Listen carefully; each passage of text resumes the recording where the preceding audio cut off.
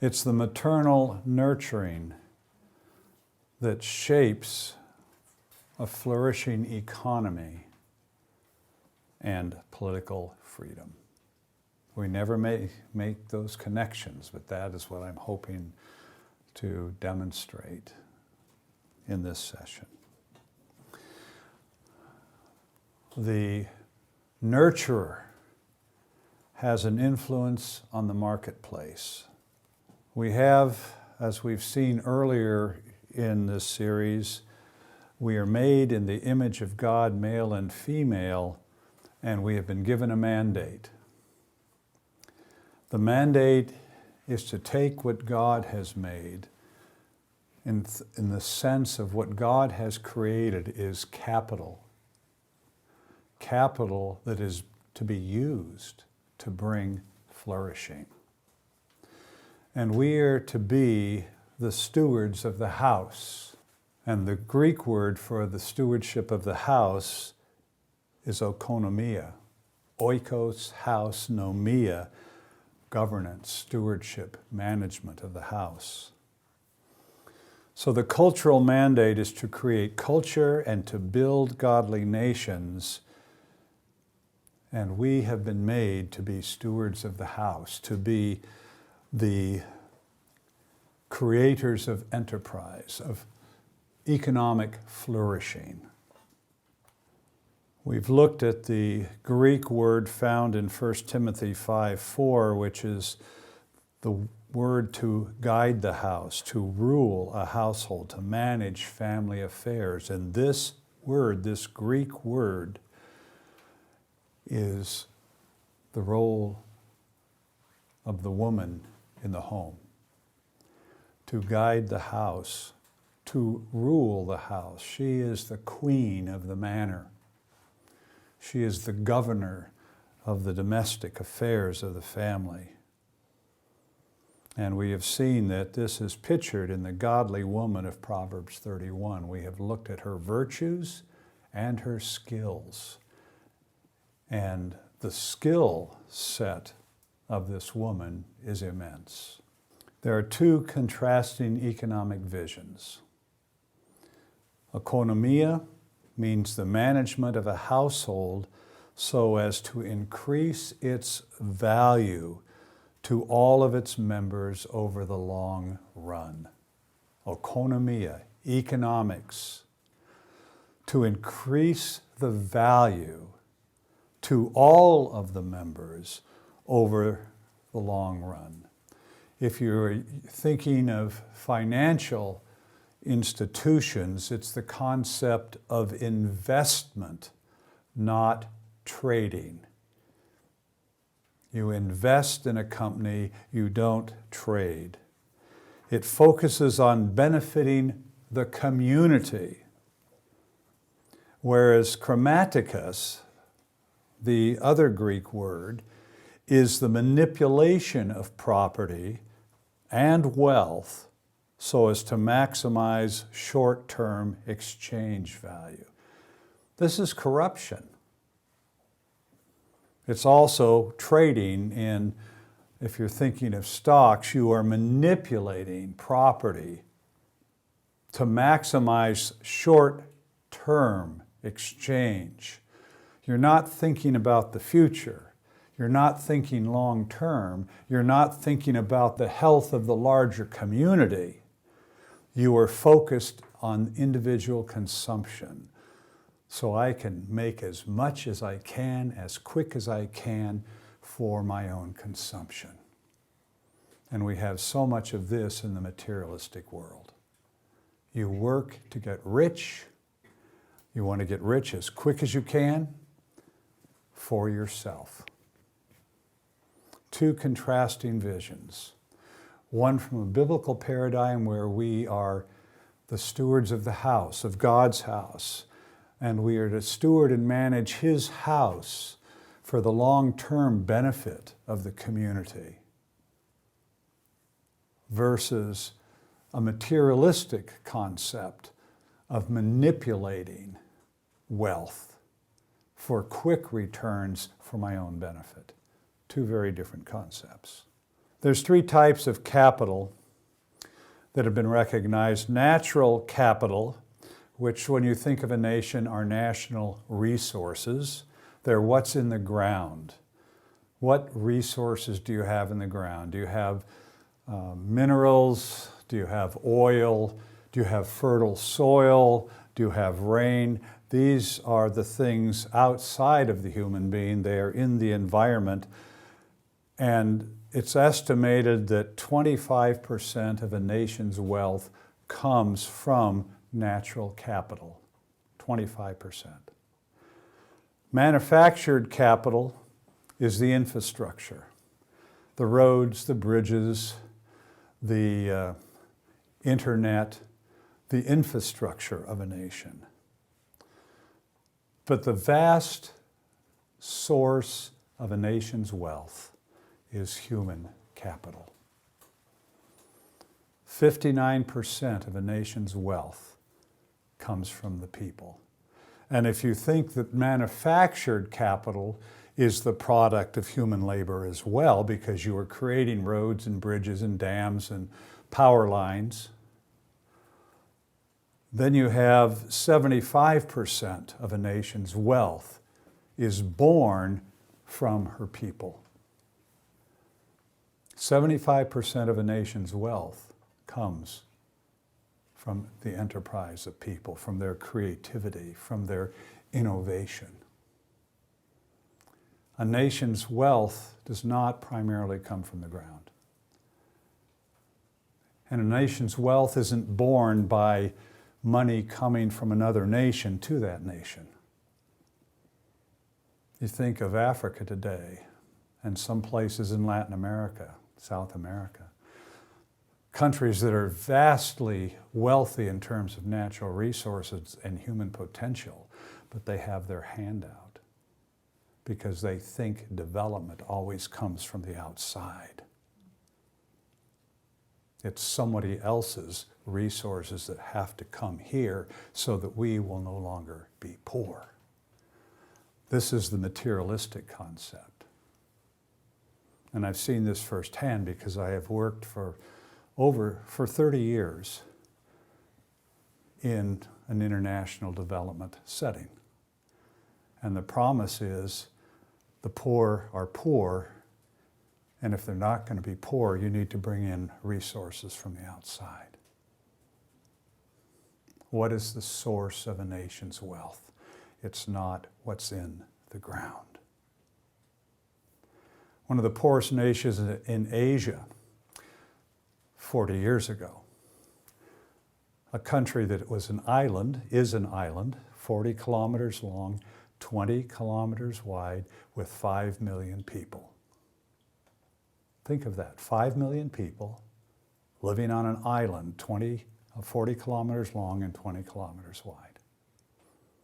And this island was so poor, she had to buy water for drinking from another country. And to make the island bigger, she buys soil and rock and sand from other nations and ships it on big ships and dumps it along the coastline so this country can have more land. What is the name of that country? Singapore. I think it's the 11th wealthiest country in the world today, and 40 years ago, it had no resources except her people.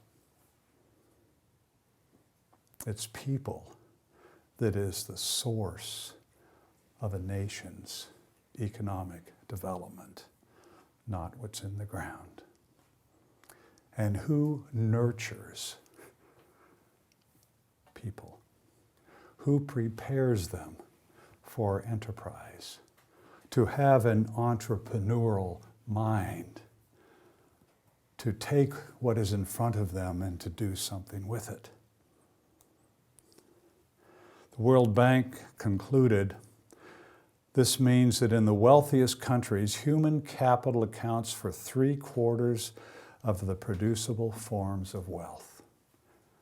So you can be a country like Singapore with virtually no natural resources, and in terms of population density, being well overpopulated by the world's concept of population, and you can have that place flourish economically because it's human beings that create the wealth of nations. Anne Crittenden, who we've mentioned before in this series, speaks of the price of motherhood. And she says this: the idea that time spent with one's child is time wasted is embedded in traditional economic thinking. The extraordinary talents required to do the long-term work of building human character and instilling in young children the ability and desire to learn have no place in the economist's calculation. Modern economic theory sees no value in a mother.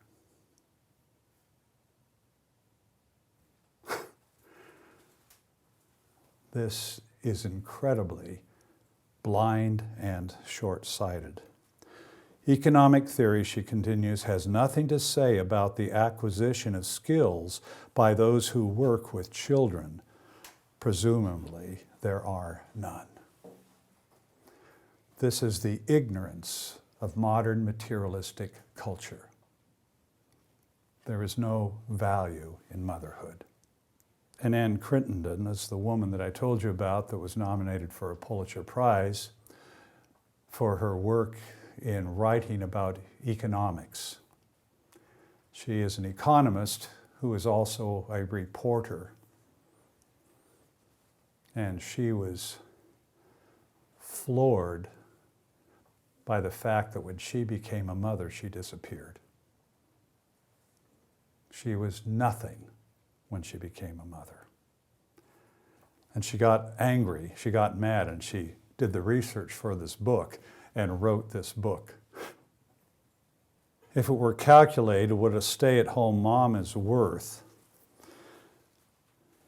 in 2018, Salary.com, which looks at salaries in different professions, estimated that in the U.S., the median annual salary of a stay-at-home mother is $162,581.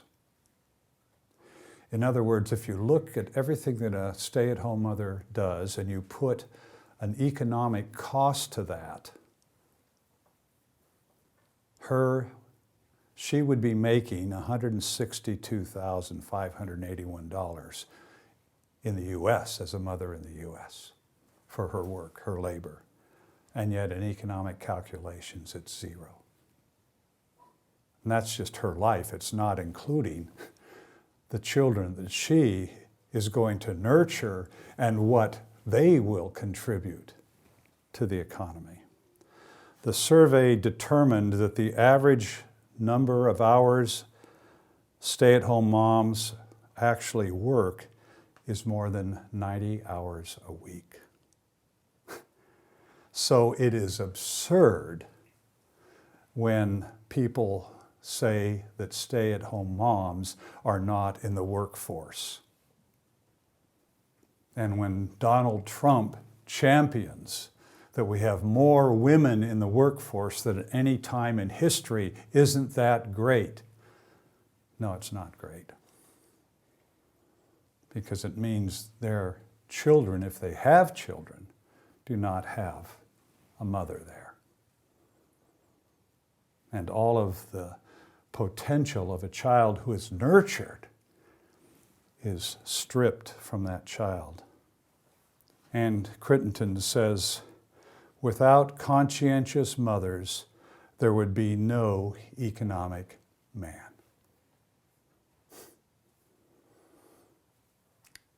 Without women who are nurturing children, consciously seeking to nurture children, economic man would disappear. Conscientious mothers, motivated by feelings of compassion and love, nurture, protect, and train children for adulthood. Is this worth anything? It most certainly is. And yet we place no value on that in the modern Western economy. Conscientious mothers, in other words, are the contemporary practitioners of economia, the building and preserving of long-term communal value that used to be the essence of economics. Without a forward-looking, future-oriented investment, without an investment in the future for the long-term benefit of the community, nations will economically shrivel and die because everything is consumed. Consumption, consumption, consumption. There is no delayed gratification. It's all instant gratification. It's for me now. And we make economic decisions for me now that do not take into account the future of a community or the future of a generation. Crittenden says that if most of our national prosperity reflects the productivity of human capital, then the people who provide primary care to children are the single most important source of our most valuable economic asset. Conscientious mothers are key players in the drama of economic growth, the stars who never receive top billing. The irony of this. So it is women who are mothers, who are conscientiously mothers. They don't just have babies, but they're taking seriously the concept of the maternal heart of God, the concept of being a nurturer of people and nations. These are the people that create the conditions for the economic flourishing, long-term, of nations. And then there is the influence in the public square. And what a woman, a mother of children, contributes is creating the virtues in a child for self-governance. We're either governed internally by virtue, or we are governed externally by government.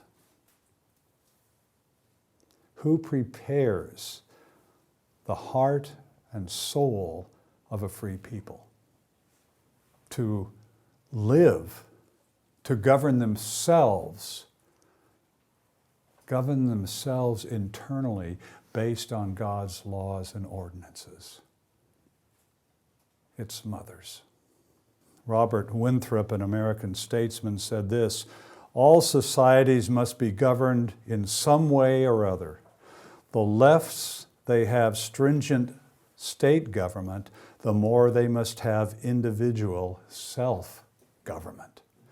Do we have a concept of individual self-government? And if we don't, then we are lawless.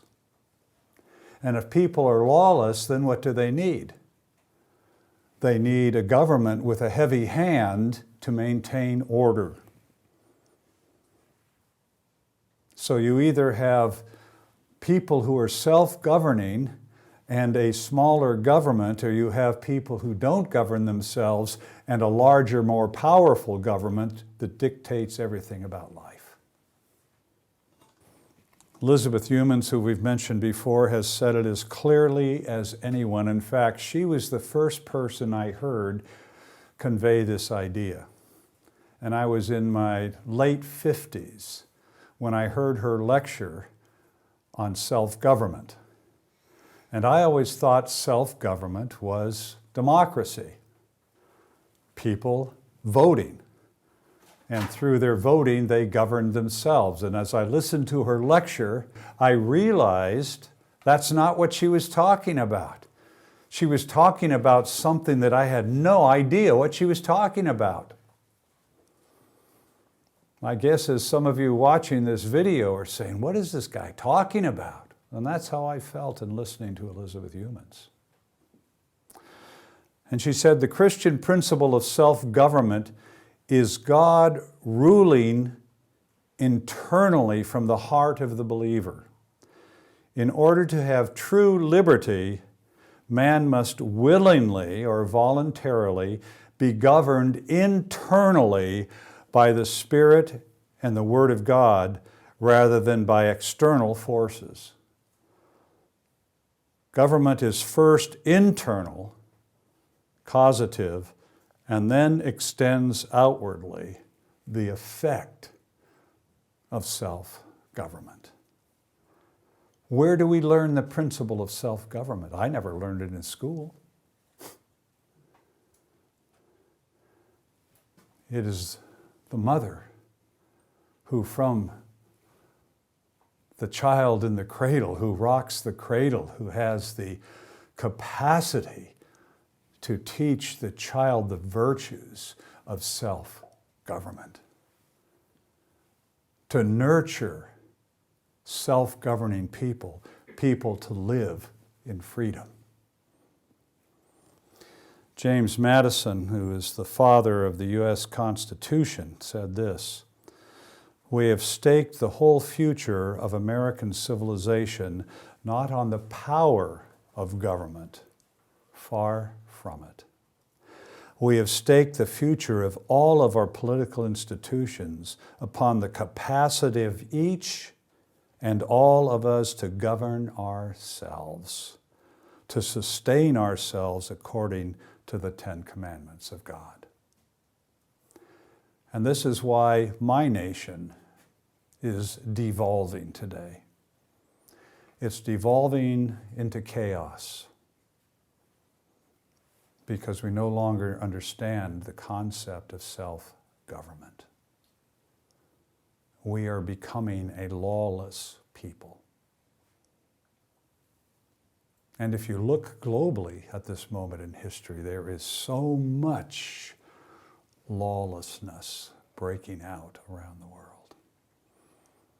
I've never in my 75 years seen a moment of history like this, where there is so much internal conflict in nation after nation.